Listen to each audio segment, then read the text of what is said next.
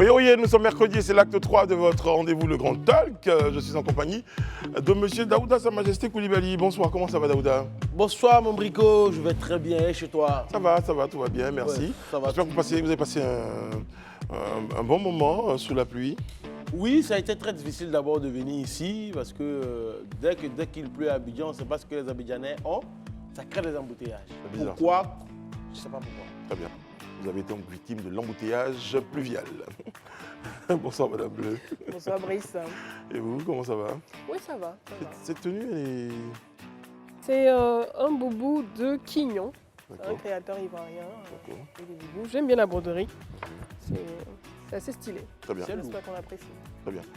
Beaucoup plus moderne, Alain Toussaint. Bonsoir Monsieur Alain Toussaint, comment allez-vous? Bonsoir, Brice, je vais bien. Vous avez une chemise de commandant de yacht. Oui, c'est ça, de zone industrielle, je crois. Oh là là, Alain.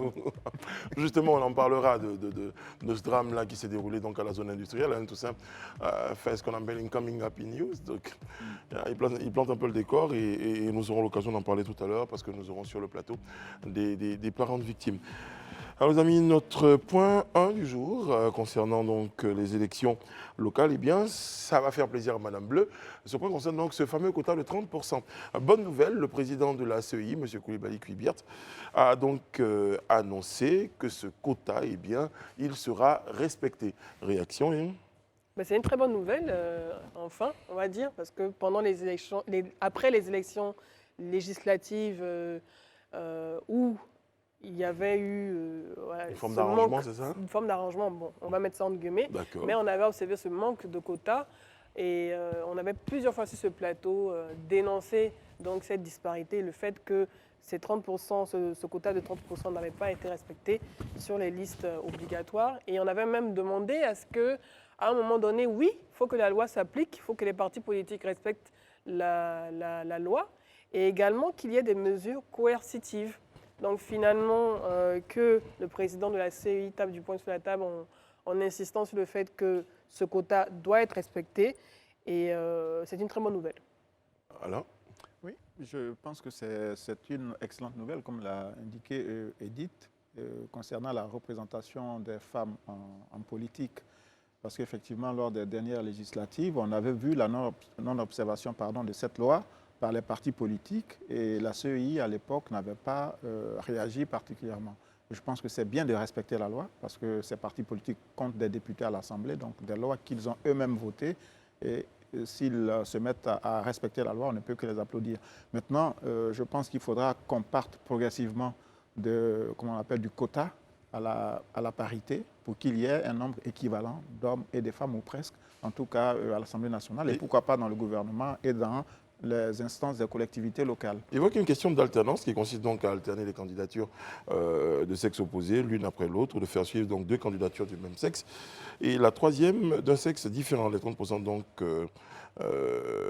précisés donc au début de la liste pourraient donc obéir à cette... Oui, c'est très important du point de vue de la représentation même des femmes. Donc ce qui veut dire que si demain vous avez une liste qui emporte l'élection dans une commune qui compte par exemple 55 conseillers municipaux, on aura, je pense, au moins une vingtaine de femmes, ce qui est quand même très intéressant aussi pour la vie politique et pour les femmes également, qui marquent également qu'elles ont un rôle important à jouer et elles doivent l'affirmer, non seulement dans le domaine économique, mais dans le domaine politique. Donc, j'ai deux questions pour vous, complètement de science-fiction. Si ça ne se passait pas comme on le souhaitait, qu'est-ce que la CEI aurait comme moyen? Non, mais je pense que M. Kuibiart a été assez clair parce que lorsqu'il recevait les acteurs politiques et les potentiels candidats aux élections couplées régionales municipales, il a été clair avec eux puisqu'il dit la liste qui ne respecterait pas la parité se verrait invalidée à la CEI. Parce qu'on dépose des candidatures, on va regarder si, comme vous le disiez tantôt, l'alternance n'est pas faite entre les sexes. Finalement, tu ne respectes pas le quota, on allait dégager ta liste sur la liste des candidatures. Pour moi, c'est déjà très bon. La loi, il faut dire qu'elle existe déjà. Elle existait déjà. Je pense que si vous vous rappelez encore, M. Alain, sur ce plateau, lorsqu'on menait le débat ici, vous avez dit que c'est une question de liste. On se plaignait des têtes de liste, mais en réalité, pour ce qui concerne l'élection régionale et municipale, forcément la parité allait être respectée là-bas. C'est juste que, je veux dire, à un moment, nous, on s'est juste Pas la parité, le quota. Voilà. Le quota. Voilà, on s'est argumenté sur les têtes de liste. Or, en réalité, ce n'est pas les têtes de liste qui vont aux élections, mais c'est plutôt la liste qui va à cette élection. Et c'est là-bas que la parité doit être respectée. Et par ailleurs, la loi, elle est claire sur la question, dans la mesure où elle dit que les partis politiques qui vont dépasser le quota se verraient octroyer d'autres sources de financement pour leurs partis politiques. Je pense que c'est une très bonne Et initiative. puis, en fait, finalement, je pense que cette disposition même de la loi, donc, qui est à l'article 4 et que tu viens de mentionner... Elle existe depuis quand, la loi? Oui, depuis 2019. Depuis le 14 octobre 2019, la loi numéro 2019-870. Et à l'article 4, il est mentionné tout parti politique ou groupement politique dont la liste atteint au moins 50% de femmes candidates lors d'un scrutin bénéficie d'un financement public supplémentaire. Je me suis dit, mais même ça, même Ça les l'argent incite pas. ne suffit pas à motiver les partis politiques à dépasser même ce quota de 30% pour pouvoir même bénéficier d'un financement supplémentaire pour leur parti. Donc, on verra bien si la CEI a les ressources pour faire respecter déjà cette disposition, ce quota, et voir également si les partis politiques eux-mêmes ont cette volonté Vous avez la volonté? pour ces élections législatives, et ces élections municipales et régionales, de respecter également ce quota. On verra bien. Moi, en fait, je veux dire, moi, je comprends les partis politiques aujourd'hui. Souvent, quand ils décident, souvent dans certains lieux, de ne pas... Parce que dans certains cas, ils n'ont pas toujours le choix en plus. Ils n'ont pas le choix parce que souvent, il n'y a pas de volonté dans certaines régions d'avoir des femmes. Quand on sait que nous sommes, depuis des années 60, depuis les indépendances de la Côte d'Ivoire, nous sommes restés dans une société phallocratique, patriarcale, où souvent même les femmes ont de la crainte même à venir au devant de la scène. Donc celles qui décident de venir au devant de la scène, comme notamment les dames comme Mme Kandia Camara, les dames comme Mme Simone Yves Gbagbo ou bien Anne Désiré Oloto, quand elles viennent au devant de la scène, elles prennent le devant des choses et puis ça marche. Je veux dire, aujourd'hui, quand tu regardes au niveau des régionales, Mme Anne Désiré Oloto est la seule femme présidente des régions en Côte d'Ivoire ici actuellement. Et quand on se rappelle encore la dame du Moronou, qui est PDC, j'ai oublié son nom. Virginie. Elle a été la première femme Oui, présidente de région en Côte d'Ivoire ici. C'est pour dire que quand les femmes veulent réellement, elles obtiennent ce qu'elles veulent. Alors je pense que déjà pour les élections municipales et régionales, il y a un nombre assez important de femmes qui se sont affichées dans les partis politiques ou même en indépendant. Et je crois que c'est... oui, mais en général, oui, dans les listes, on a aussi on a assez de femmes quand même qui sont présentes dans les listes. Donc c'est une très bonne nouvelle. En tout cas, c'est à saluer et à encourager. Et on espère qu'au soir, en tout cas après le mois de septembre, on verra cette parité, ce quota respecté. Mais moi, il y a un truc que j'aimerais dire, si tu permets, Vas-y. c'est que quand la CEI à ce niveau essaie de faire respecter la loi, il n'y a pas de problème. Mais bon, en termes de respect des lois, quand on décide de radier certains noms de la liste, notamment M. Blé Goudé-Charles, M. Cyril Guillermo, M. Laurent Gbagbo, les mêmes partis politiques se plaignent.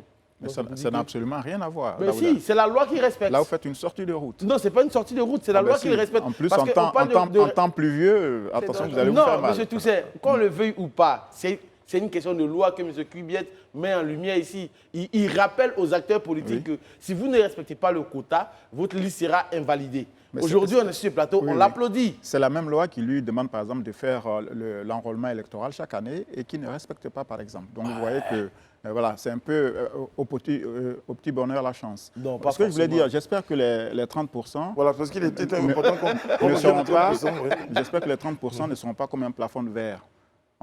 Les femmes ne doivent pas se contenter des 30%. Comme je l'ai dit tout à l'heure, on part du quota et ensuite on arrive à la parité pour que cela puisse impacter l'ensemble du champ politique. Parce qu'elles ont un leadership à affirmer. Elles l'ont déjà dans d'autres domaines. Ce n'est pas un discours de féministe. Hein. Même pas du Mais tout. je pense que la Je sais où femme tu veux en venir. est Elle est l'équivalent bonne, de celle-là. l'homme et c'est vraiment très très important qu'on puisse évoluer dans ce sens-là. Mais moi, je voudrais poser une question à Brice et à Mme Bleu. À nous deux? À vous deux en même Pourquoi, temps. Brice? Je sais Ouais, pas. je préfère que ce soit à Mme Bleu. Supposons que en fait, quelqu'un qui a sa liste et puis il estime en griffe que les femmes ne sont pas compétentes pour faire son affaire. Mais on l'oblige, la loi l'oblige aujourd'hui à travailler des femmes qui ne peuvent pas faire son affaire sur le terrain. Mais ça personne. veut dire Non, vous, mais- faites bien de me Oui, Parce que poser vous cette êtes question. un Ifochi. Oui, parce que C'est j'allais pour ça que j'ai dire, posé la question. à mon sens, il n'y a pas de femme qui ne soit pas compétente. C'est ça. On parle, Vous tu dire parles qu'il quand ne- même qu'il ne- d'un- il n'y a pas de femme qui on n'ait pas parle quand même les d'un compétences. pays- Je On précise. parle quand même d'un pays qui a un compendium des compétences féminines avec plus de 10 000 compétences Profil, ouais. confirmées qui sont présentes, qui a été mis en place par la ministre Yao Efrazi et qui est dépositaire de d'une chaire UNESCO et qui compte en son sein plus de 10 000 femmes. Tu ne peux pas me dire que pour les partis politiques, les 3 ou 4 partis politiques ou 5 partis politiques qu'on a, qui n'ont pas la possibilité de trouver une centaine, 200 ou 300 femmes compétentes dans leur liste. Ou encore, moi, j'ai vu des partis politiques qui étaient à la recherche. J'ai vu des partis politiques qui étaient à la recherche même de compétences masculines. Et puis, ils avaient du mal à trouver, donc ils sont allés chercher plus loin. Et Donc, c'est là- justement, je voulais aussi dire, au nom de quoi serait-on exigeant quand il s'agit des femmes plutôt que des hommes? Est-ce que vous avez demandé à un homme qui est candidat dans une localité quelles étaient ses compétences? Donc je pense que là, c'est aussi une forme de sexisme aussi. Mais c'est à l'image de la société où tout à l'heure vous c'est parlez de pareil. phallocratie. Exactement. Mais bon, il ne faut pas non plus être aveuglé par la tradition. Les femmes sont compétentes. Et Oui. je pense qu'elles ont Et c'est à pour ça que- apporter c'est ça. de l'énergie, des ressources à la politique en Et c'est Côte pour ça que je d'Ivoire. parle à chaque fois de tenir la main. On me moque à chaque fois quand je parle de tenir la main aux femmes dans les partis politiques. Parce que malheureusement, on se retrouve encore dans certaines on va dire, structures sociétales où la femme, c'est celle qui va peut-être s'occuper de la nourriture. la nourriture. La gambuse. Et imaginez, vous êtes dans un rendez-vous. Mais heureusement que c'est en train d'évoluer. Imaginez, hein, ça, vous êtes heureusement dans que un ça rendez-vous, évolue. vous êtes dans une entreprise ou bien dans un ministère et tout le monde est en train de s'apprêter à manger. Et automatiquement, on pense aux femmes. Est-ce que vous pouvez nous servir? Je veux dire, vous avez fait appel à une femme qui est quand même dirigeante, qui a un poste de responsabilité au sein d'une entreprise, d'une institution, et automatiquement, quand il s'agit de commencer à manger, on va demander à la dirigeante, mais est-ce que tu peux nous servir? Oui, oui. Il y a beaucoup de choses à changer, en fait. Oui, mais moi, je suis présentateur. Mais là, souvent, c'est le d'événements. côté maternel Ma- qu'on convoque aussi. Oui, mais non. Non, mais Faut pas même ça, mélanger. même ça, Mais les c'est- femmes même se proposent oui. aussi parfois dans des, Non, qu'elles dans se des proposent, rencontres oui, en tant qu'être humain, importantes. oui, Voilà, qu'elles elles se le proposent. font Mais quand on naturellement. pense automatiquement à la femme pour Mais ce après, je type vois très d'action- mal le chauffeur de Mais la en boîte. fait, Je vois très mal le chauffeur de la boîte en train d'aller demander à la directrice. Non, mais ministre c'est des même pas le Ressources chauffeur, humaines. c'est même pas le dirigeant de la boîte ou le chauffeur de la boîte. Je veux dire quelqu'un d'autre, un subalterne ou autre.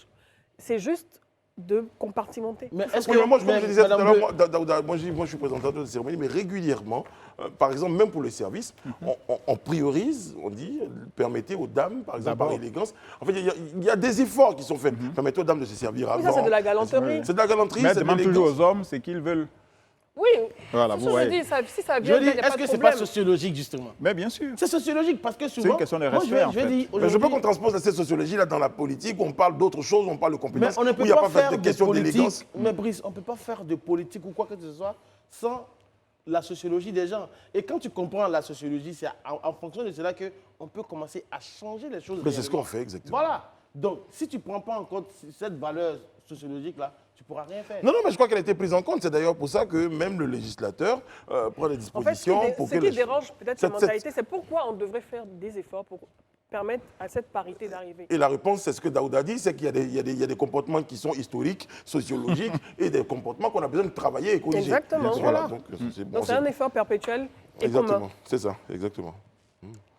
Voilà, du coup, Très bien. ça va, Madame Bleu, ça va Très bien. 30%. Quand on parle de femmes, elle est. Mais je Non, suis une femme, je suis ben passionnée. oui, bah, justement. Ben oui, La première raison de cela, c'est peut-être parce que c'est une je femme. suis passionnée. Voilà. On est quand même dans un monde où malheureusement on est tué ou on est indexé par rapport à notre sexe. Il y a des femmes. Il y a des femmes. Il y a des hommes aussi qui sont tués. La réalisation Voilà. de cette émission, donc la conduite de l'émission donc, est assurée par une femme. Exactement. Notre chef édito est une Au femme. niveau de Live TV, il y a quand même, je pense que le quota est quand même assez respecté. Voilà. Il y a beaucoup de femmes Voilà. à différents Même- postes de même- responsabilité. même- Je pense même que à la elle régie, je dépasse pense qu'il y a même- plus ça de dépasse femmes. même le quota. À la régie, je pense qu'on a plus de femmes que d'hommes d'ailleurs. À la régie, c'est ça.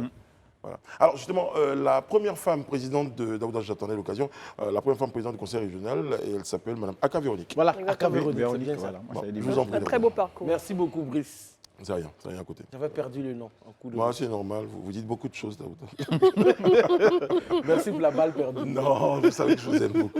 Allez, les amis, on va évoquer notre deuxième point. Celui-là concerne donc la lutte contre la contrefaçon. Eh bien, ce sont 15 milliards de francs CFA de marchandises saisies entre 2016 et 2022.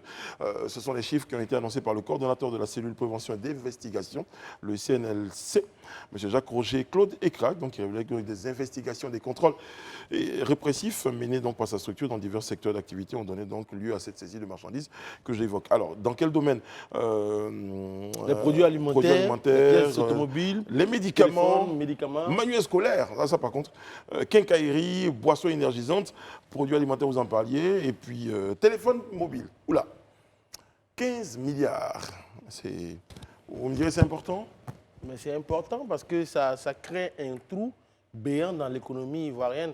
Et en plus de cela, ça met certaines entreprises à genoux, dans la mesure où ces entreprises-là ne peuvent pas faire du chiffre pour pouvoir payer leurs employés.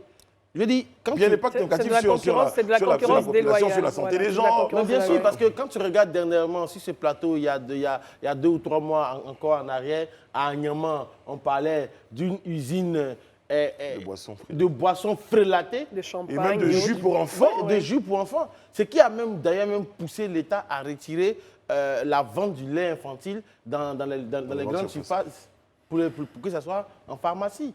Je dis, c'est un danger pour notre société et pour notre économie. C'est des choses qu'il faut arrêter. Je pense que si le Conseil a tiré sur la sonnette d'alarme, c'est déjà une très bonne chose. Et puis moi, je me dis 15 milliards, ça veut dire que globalement, il y a encore 40 milliards qui se coulent.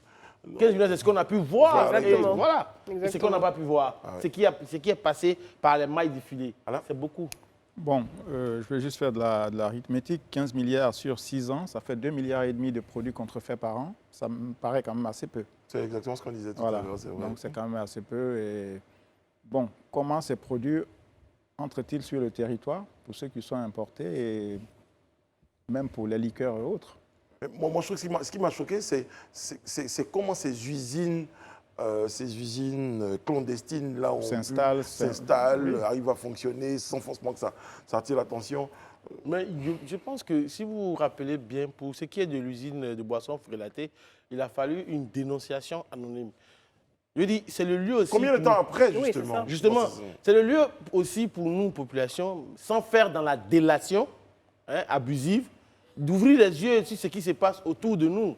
Parce que souvent, une entreprise vient s'installer, on va sentir des odeurs dans le coin, mais ça ne nous dit rien. Après, tout de suite, on ne peut pas penser à une usine clandestine. Je veux dire, on voit des gens rentrer et sortir.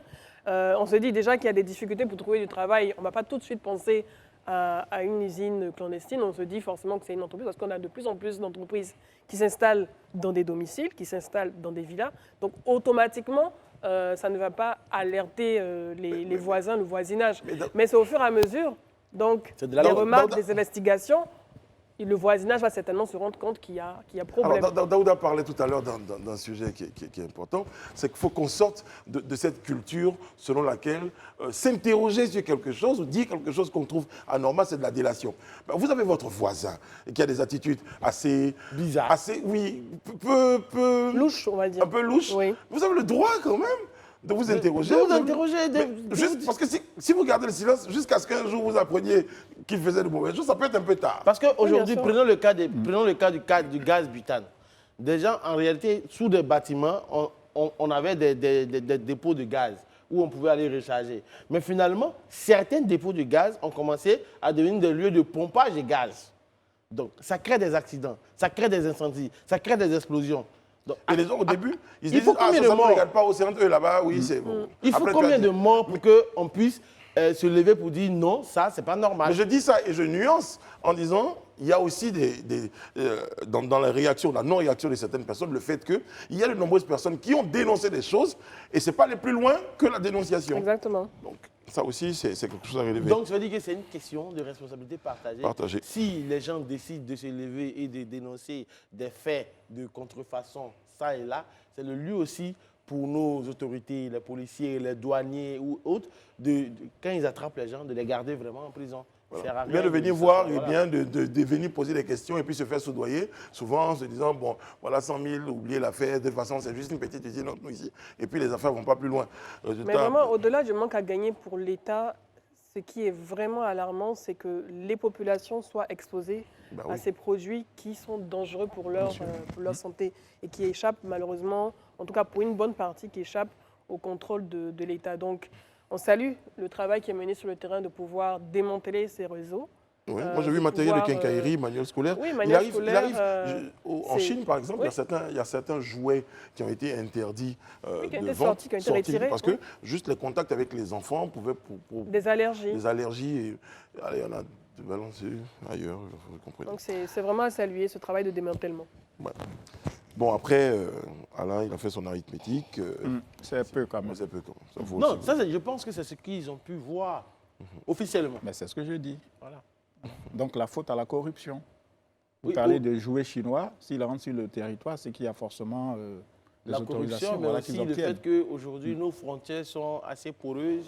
Non, il y a- pas du tout. Si, si, quand même, un peu. Les marchandises arrivent par la route ou par bateau. Non, Et monsieur au vu Alain, au sud de vous tous. ne pouvez et tout le pas monde dire sait. ça. Bon, il y a la Quand on sait qu'on fait contrebande. Moi, je veux juste vous Pendant mettre la d'accord pour qu'on aille sur le Covid, prochain. pendant la Covid, Il y a la contrebande. malgré que Oui. les frontières étaient fermées, Oui. mais des gens partaient chercher des marchandises pour rentrer. À Ça cause veut de la dire que- corruption. Oui, Non, à pas cause de la forcément, je corruption. dis, Bien c'est sûr. pourquoi je dis au-delà de la corruption, nos frontières sont poreuses. Ils ne peuvent pas tout voir. Bon, alors, justement, Voilà, pourquoi, concéder cela. justement, pourquoi vous voulez justement qu'on reste sur l'exclusivité?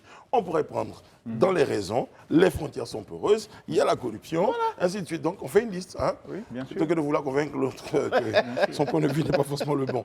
Les amis, on va partir à Yopougon hein, pour évoquer ce qui s'est passé donc, à l'usine Industrap le 14 juin dernier. Bien, ce sont les employés de l'entreprise de peinture Industrap que j'évoquais qui ont vécu donc un drame dans l'après-midi du 14 juin 2023. Un incident a occasionné donc 3 décès, 5 blessés. Les enquêtes donc menées par les services de police nationale sont en cours. En attendant donc, les supputations vont bon train dans les ménages et sur les réseaux sociaux.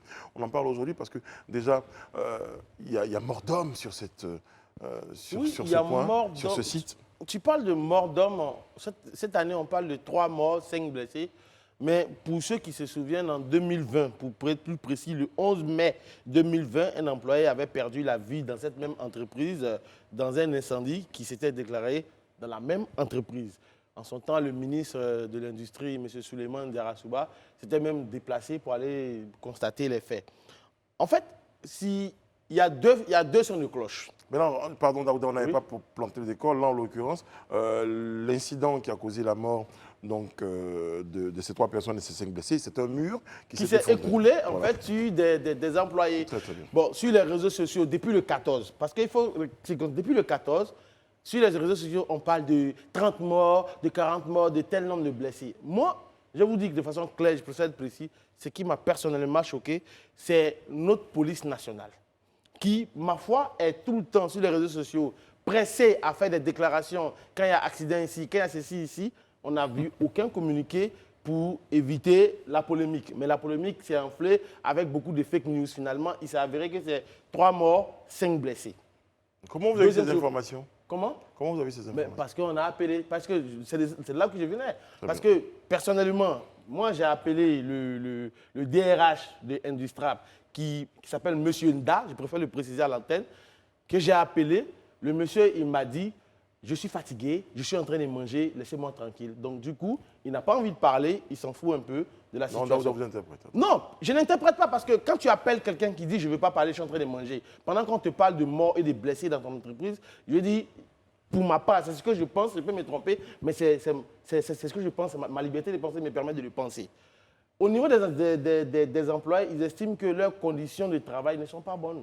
Voilà. Et c'est ce qui a fait qu'ils avaient déjà prévenu les gens que le mur était fissuré, mais ils n'ont pas regardé. Donc finalement, il y a eu des morts. Je préfère m'arrêter là pour le moment. Très bien. Oui, c'est un drame regrettable. Et ce que Daouda souligne ici, c'est un peu l'omerta qui règne sur cette affaire, alors qu'on a été habitué quand même dans notre société moderne à être informé du moindre incident ou accident qui survient sur le territoire.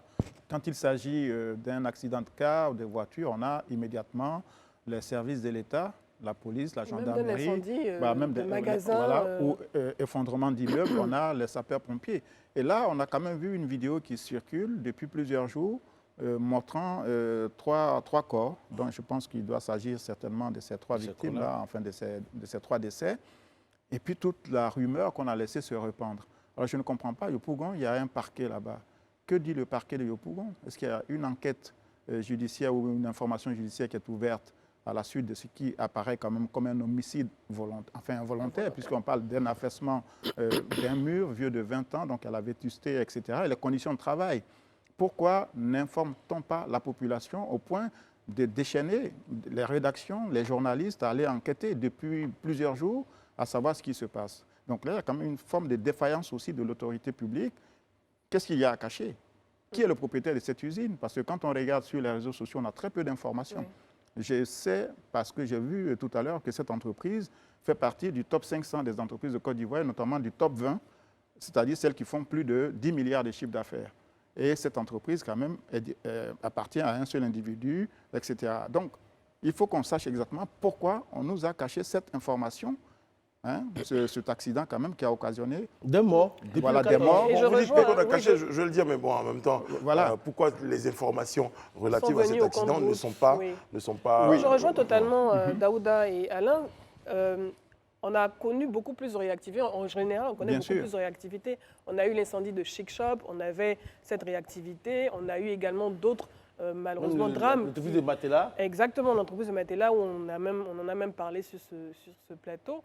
Mais ce qui a dérangé, c'est les plateformes officielles qu'on connaît, que ce soit la police ou La Monde gendarmerie, Police les Secours, pompiers. la gendarmerie, où on pouvait se renseigner. On n'a pas trouvé une information claire, précise, quoi, où, quand, comment. Donc, c'est clair que ça a laissé place à beaucoup. Ça fait le lit à beaucoup Voilà, de beaucoup de rumeurs, spéculations, beaucoup de- peut-être beaucoup de On fake subodore, on dit beaucoup de choses Exactement. vraies Et ou la pas vraies, question- malheureusement. Exactement. Et la question que peut-être l'opinion s'est certainement posée, mais pourquoi on n'a pas une information précise des circonstances du drame, du nombre de Exact. victimes, exact, de victimes, et surtout la prise de parole des personnes, voilà, des dirigeants de l'usine. Mais tu et sais ce que malheureusement les dirigeants des ouvriers, voilà. de l'usine ont dit de façon officielle au journal gouvernemental Internet Matin. Ils estiment que c'est un coup du sort. 3 personnes sont mortes. C'est un coup du sort.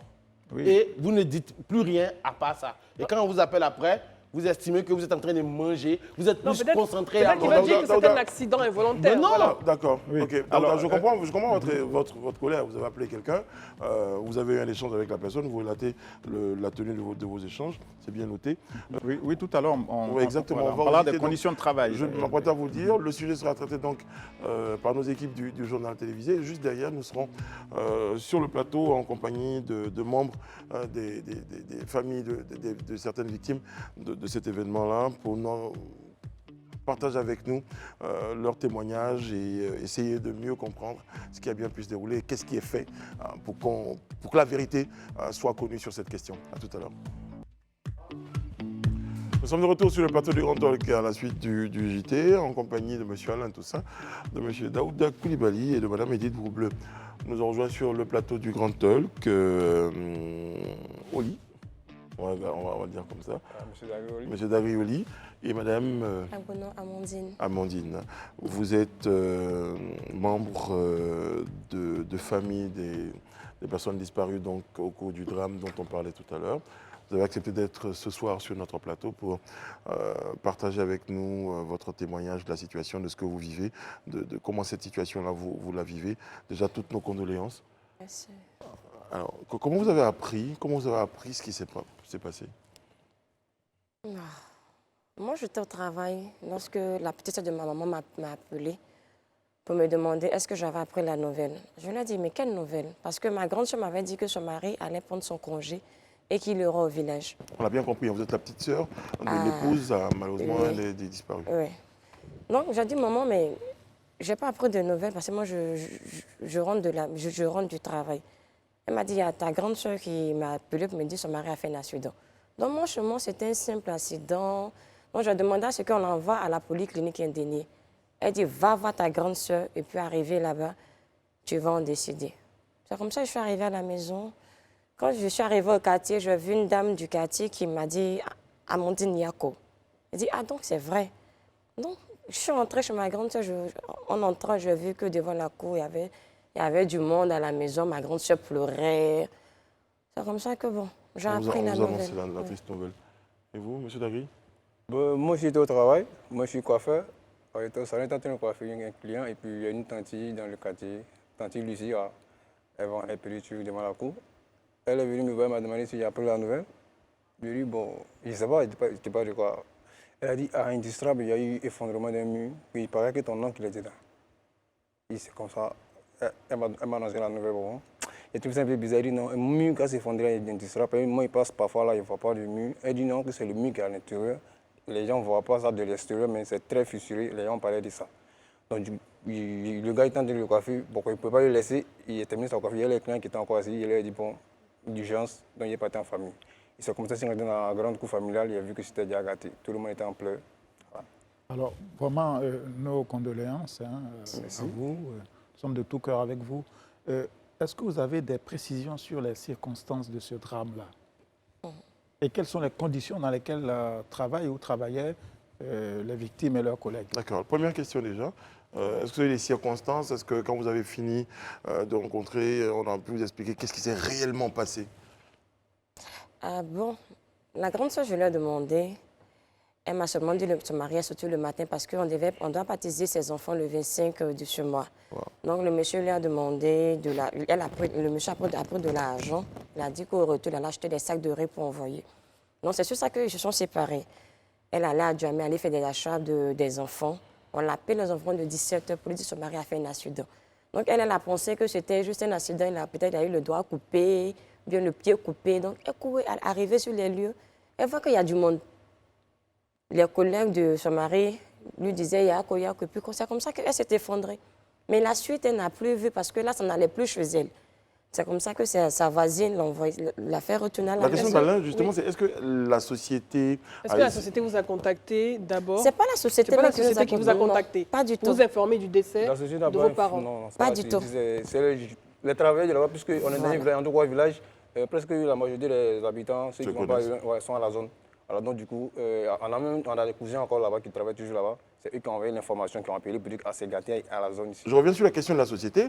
Est-ce que l'information, vous avez pu la recevoir d'une manière ou d'une autre, mais l'information étant connue, là on est aujourd'hui, c'est depuis le 14, hein, ouais. On est aujourd'hui le 21, une semaine après, est-ce que vous avez eu contact avec la société? Est-ce que la société a essayé d'avoir des informations, de vous donner des informations sur les circonstances du drame, vous a assisté en tant que famille de victimes? Expliquez-nous un tout petit peu. Nous assister sur comment le drame s'est passé, non. Ils sont juste venus à la maison. À la maison. Ils sont venus, ils ont envoyé des gens, ils ont délégué des personnes qui sont venues, dit à quoi la famille. Ils ont juste dit ce que la famille va faire, ce que la famille va décider, c'est ce qu'ils vont faire. Voilà. Par rapport à l'enterrement, ils ont juste directement parlé d'enterrement, voilà. Ils sont repartis. Alors vous parlez d'enterrement. Je vois, est-ce que c'était le cas pour... C'est pareil. C'est pareil. Vous avez eu une visite de représentants de la société. Ok, alors enterrement, est-ce que à ce jour vous avez eu la possibilité de voir les corps des disparus? Ça c'est ma première question. La deuxième question, pourquoi cette information n'a-t-elle pas été rendue publique par exemple le commissariat du 38e qui est dans la zone industrielle? Quand le drame a eu lieu, c'est le commissariat du 38e qui était sur le lieu. Et selon les informations que tous ceux qui travaillent là-bas nous ont données, et ceux qui ont filmé la scène, d'abord, on ne rentre pas à Industrial avec des téléphones. Les téléphones sont interdits. Quand tu rentres dans le téléphone, soit tu l'éteins, tu le déposes quelque part, les téléphones sont interdits.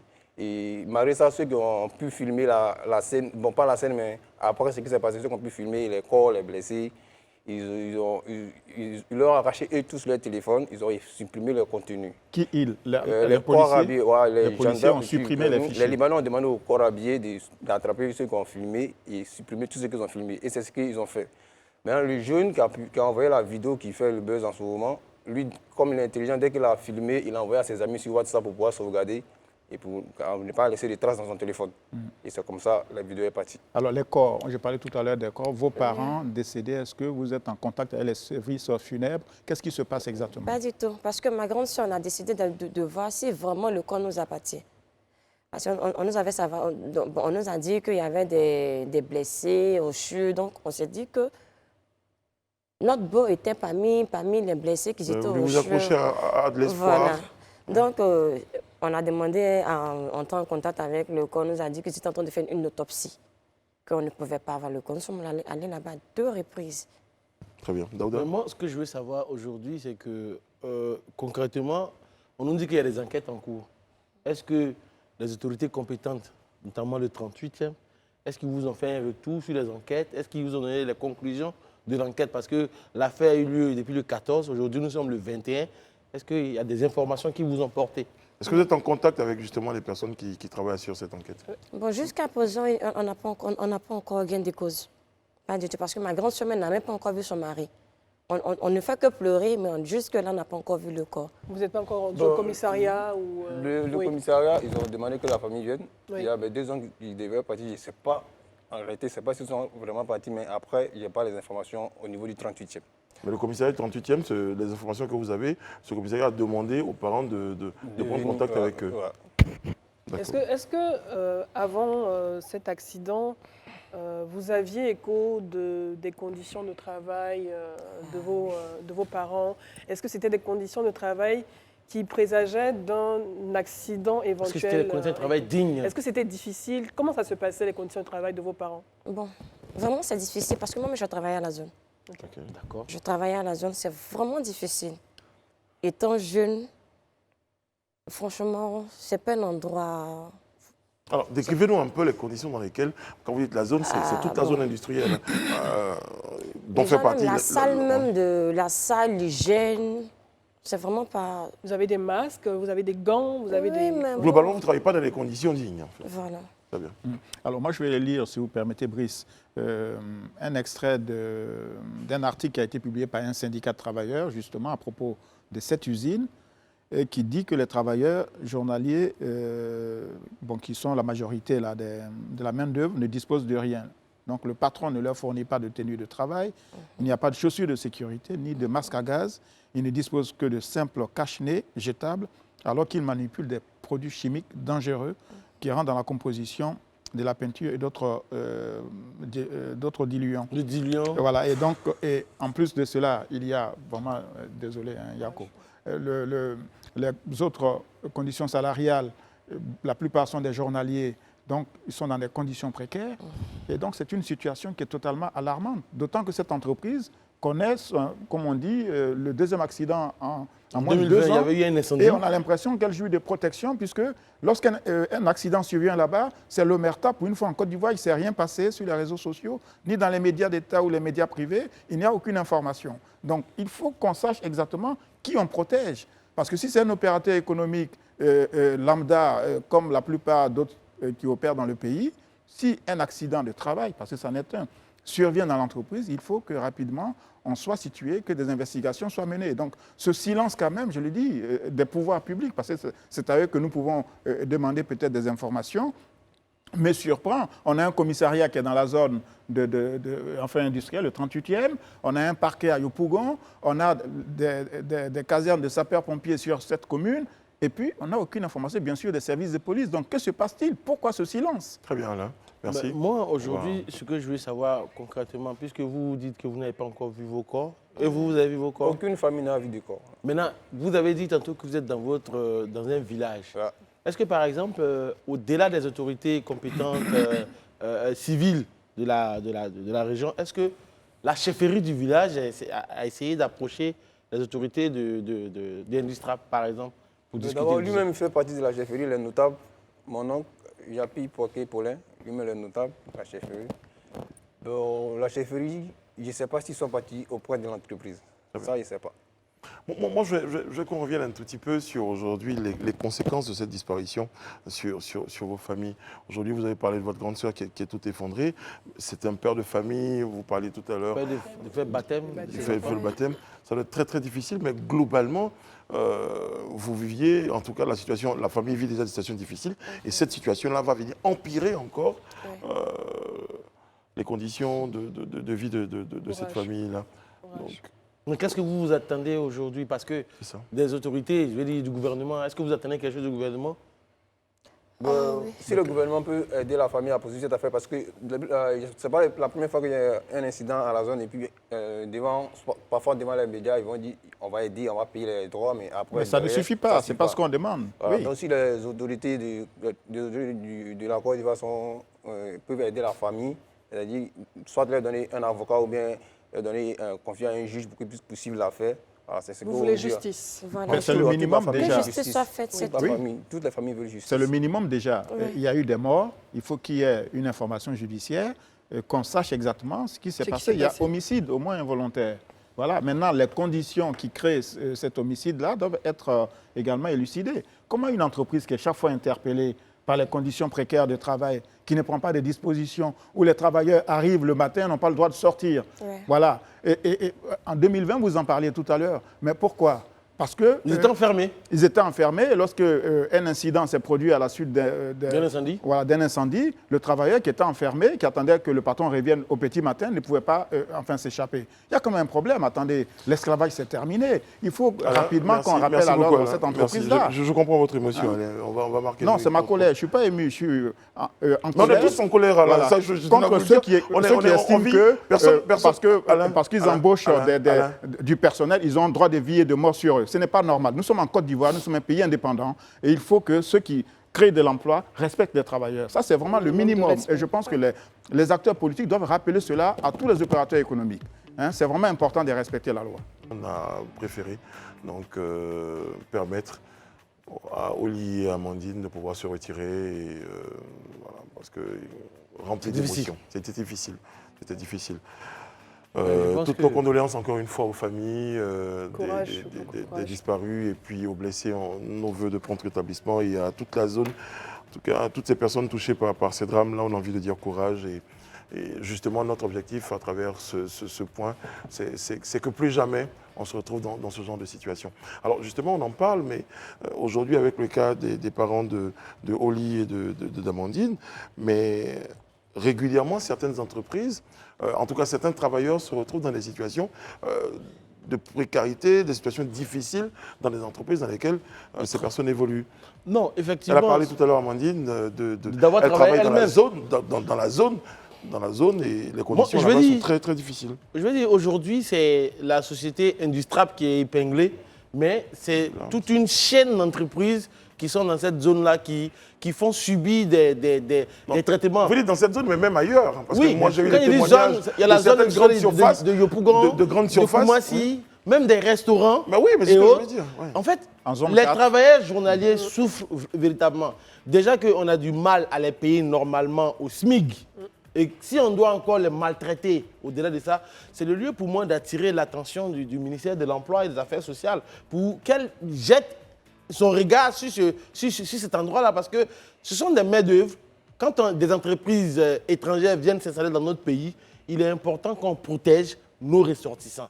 Ce n'est pas la première fois que ça arrive et j'espère que ce sera la dernière fois parce que trop, c'est trop. Et surtout que dans le cas de cette famille, de ces familles qui ont perdu malheureusement un membre, ce qu'ils demandent, c'est surtout justice et d'avoir l'information, d'avoir la vérité sur ce qui s'est passé. C'est difficile d'avoir une situation pareille, vous ne savez pas où se trouve exactement, on ne peut pas être à une semaine d'un drame pareil et ne pas avoir déjà d'informations et accès au corps de son parent et ne pas savoir exactement ce qui se passe, ne pas savoir s'il y a une information du judiciaire qui a été lancée. C'est surtout le silence et un peu cette sorte d'omerta qu'il y a autour qui est encore plus dur pour les parents des victimes. Et au-delà de ça, comme tu l'as dit, les conditions de travail, ce n'est pas nouveau. Ce n'est pas la première fois qu'on a ce genre de tragédie dans une usine, dans un autre endroit où il y a des journaliers, des contractuels. C'est surtout les conditions de travail des contractuels dans notre pays qui sont malheureusement précaires et pour lesquelles l'État doit vraiment se pencher là-dessus. Et je pense même que l'inspection du travail, également dans cette zone et ailleurs, parce que je pense qu'ils ont quasiment tous connaissance des conditions dans lesquelles travaillent ces personnels-là. Voilà. Quand ceux qui travaillent sont privés de leur téléphone, quand ils ne peuvent pas parler à leurs parents, à leur famille, alors qu'ils sont chefs de famille, ils ont besoin aussi de prendre des nouvelles ou d'en recevoir. Quand un certain nombre ne sont pas déclarés à la CNPS, c'est grave. Et en même temps, cette entreprise et d'autres font des dizaines de milliards de chiffres d'affaires. Voilà. Donc, je veux dire, on ne peut pas faire du chantage à l'emploi en disant, si vous parlez, voilà, on vous licencie. Les conditions, donc, même pour les pauses, exactement. Pour pouvoir même se restaurer, déjeuner, souvent on leur donne... Brice, tu parles de pause. Il y a 20 minutes, 30 minutes pour que les exactement. gens... Humainement, il y a des... Parlons d'Industrap simplement. En fait, c'est une entreprise qui se fabrique quoi? De la peinture, du liant, du colorant. Des produits dangereux. Des colorants. C'est des produits dangereux. Mais si de base, on est incapable de porter un masque industriel pour ça, et puis une tenue des adéquate. chaussures outillées pour ça. Mais c'est grave parce que finalement, avant même que le mur même ne vienne pour t'achever, Ils sont les déjà- produits vont passer leur temps à t'achever à petit feu. Bien sûr. Et du coup, on assiste à de nombreux cas aujourd'hui de quoi? De cancer, de poumons, de cancer de la gorge, de cancer de ceci. Donc, je veux dire, c'est pas parce Moi, qu'on j'ai été cherche de l'argent approché- qu'on doit se tuer à la tâche pour Bien ça. quand sûr. même. J'ai été approché par un employé d'une société de grande distribution, une grande surface, donc sur le boulevard, mais qui évoquait également les conditions difficiles de traitement du personnel, concernant donc le traitement salarial. À la limite, il n'évoquait même pas forcément le traitement humain. C'est ça. Parce qu'humainement, souvent, Mais bien sûr. ces personnes-là souffrent dans leur chair parce qu'elles n'ont pas, pour la plupart du temps, Elles on n'ont va pas dire de quoi, solution. de solutions, d'autres solutions. Elles sont souvent obligées de passer par de nombreuses humiliations. Et je crois que cette situation-là, au-delà d'une société particulière, elle permet de mettre à nu Malheureusement. le drame, Oui. les difficultés vécues par Parce que certaines au-delà Ben, certaines du- personnes. ce sont les difficultés de la classe qu'on appelle le prolétariat, voilà, dont abusent un certain nombre d'entreprises. Voilà, on leur enlève leur humanité et leur dignité en les traitant comme, Que faire? comme des animaux. Que faire? Ben, que faire? C'est que ici, on a souvent parlé de conférences sociales, que l'État, les syndicats, les travailleurs et ceux qui créent des emplois se réunissent pour redéfinir, comme on dirait, peut-être une nouvelle charte aussi. Parce que le capitalisme ne veut pas dire qu'on nie l'humanité. Le capitalisme ne veut pas dire qu'on dénie des droits à ceux qui vous permettent d'avoir plus de capitaux, d'être plus riches. Quand on est milliardaire, on a beaucoup d'argent, mais on peut avoir un peu de cœur. Et donc ça, c'est quand même très important. Et il faut qu'il Or, y ait- chaque il- fois, ce sont les mêmes qui reviennent à l'actualité. C'est toujours les mêmes entreprises. Mais je veux dire, qui au-delà créent de ces tout ça, situations. de tout ce que Alain dit, en fait, il faut que dans notre société, en fait, il faut que la corruption puisse vraiment être écartée de tout ça. Parce qu'aujourd'hui, on a l'impression, il parlait de ceux qui ont beaucoup d'argent. Parce que ces personnes qui ont beaucoup d'argent ont le pouvoir d'influencer des gens avec de l'argent. Il faut que ça s'arrête parce que là, Amandine et Oli demandent justice. Mais pour que justice se fasse, il faut que réellement il y ait des magistrats, des policiers qui ne sont pas corrompus, qui vont prendre de l'argent pour influencer les décisions de justice. Ou même C'est ça aussi le plus pour important. empêcher qu'on filme. Et- Oui, et pour au-delà empêcher de Parce qu'on que ça, confisque si les on avait images. vu des films, moi je prends un cas. Il y a des cas qui arrivent aujourd'hui, c'est parce que des gens ont filmé qu'il y a des preuves palpables. Parce que finalement, on va en justice, il n'y a aucune preuve, on fait quoi? et au-delà de ça, Comment on rend-il justice? il y a l'inspection du travail. Oui. Je pense que le rôle de l'inspection du travail, peut-être parmi ses prérogatives, c'est de pouvoir faire des visites ou des services... Inopiné? des contrôle. visites inopinées, de contrôle pour voir un peu les conditions de travail. Parce que le travailleur a des droits. Quoi qu'on dise, qu'importe son niveau, le travailleur il a des droits et c'est stipulé dans la loi. Très bien. Après, si les entreprises n'arrivent pas à respecter ces droits, c'est là où il faut sanctionner. Et les 6 Et c'est- députés de Yopougon et les candidats divers aux élections, d'accord. c'est le moment de C'est nous ça, dire ce qu'ils font. absolument. Nous, Les parents des victimes de encore la- une fois, nous souhaitions donc au nom de toute la chaîne adresser nos condoléances aux familles des victimes, des disparus et puis prompt rétablissement aux familles des blessés et à tous les travailleurs de Côte d'Ivoire, exprimer toute notre compassion pour tous ceux qui traversent des moments difficiles et notre rôle, hein, c'est d'évoquer les situations, c'est de provoquer des réflexions et de rechercher des solutions. Et on espère que ce numéro du Grand Talk aura servi à cela. On a été très heureux d'être en votre compagnie. Prochain rendez-vous concernant le Grand Talk, c'est demain sur ce même plateau. Oui, bien sûr. Oui. En tout cas, notre tribune est ouverte. Si Monsieur ce Ndare message est adressé donc aux responsables d'Industrap, nos sièges sont là, ils vous attendent pour également, s'il y a des choses qui ont été dites avec lesquelles vous n'êtes pas d'accord, vous avez l'occasion d'être sur notre plateau pour apporter votre réponse, votre part de vérité. Vous avez votre droit de réponse. On vous attend sur notre plateau. Prenez soin de vous et des autres. Que Dieu veille sur vous, qui veille sur la Côte d'Ivoire. À demain.